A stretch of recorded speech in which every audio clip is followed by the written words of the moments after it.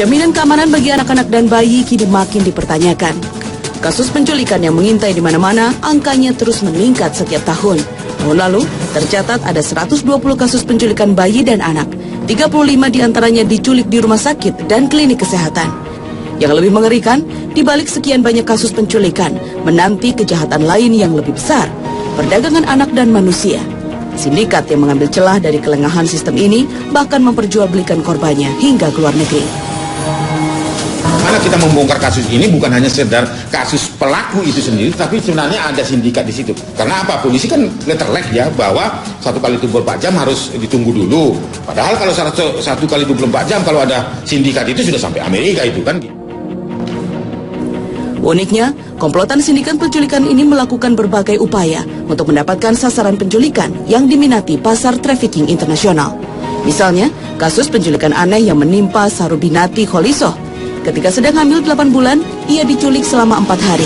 Sepanjang disekap, ia dipaksa meminum obat perangsang persalinan. Akibatnya, bayi yang dikandungnya pun terlahir paksa dan langsung dibawa kabur pelaku yang diduga kuat adalah anggota sindikat penjualan bayi. Alasan penculikan anak juga terus bergeser. Tak lagi mengejar uang tebusan semata, tapi juga bermotif balas dendam, memenuhi permintaan adopsi ilegal, diperdagangkan, hingga dieksploitasi secara seksual. Bayi itu, apabila yang kondisinya bagus, fisik bersih seperti itu, mahal ya mas. Bisa nyampe 20-30 juta. Kalau dia semakin besar, kondisi fisiknya semakin bagus, semakin bersih, semakin mahal. Sebenarnya, perlindungan bagi anak berada di bawah payung hukum Undang-Undang Nomor 23 Tahun 2002 tentang Perlindungan Anak. Regulasi ini mengancam penculik anak dengan hukuman 15 tahun penjara.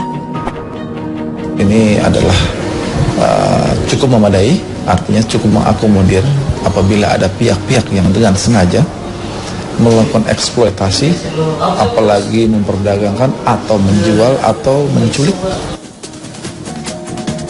Kini, kewaspadaan orang tua yang menjadi kuncinya. Jeli memilih rumah sakit bersalin berstandar pelayanan dan pengamanan yang baik, ketat mengawasi lingkungan bermain anak, mengenali latar belakang pengasuh anak, serta jangan segan mendokumentasikan wajah dan kartu identitas orang-orang yang berinteraksi langsung dengan buah hati Anda. Tim Liputan, Trans 7.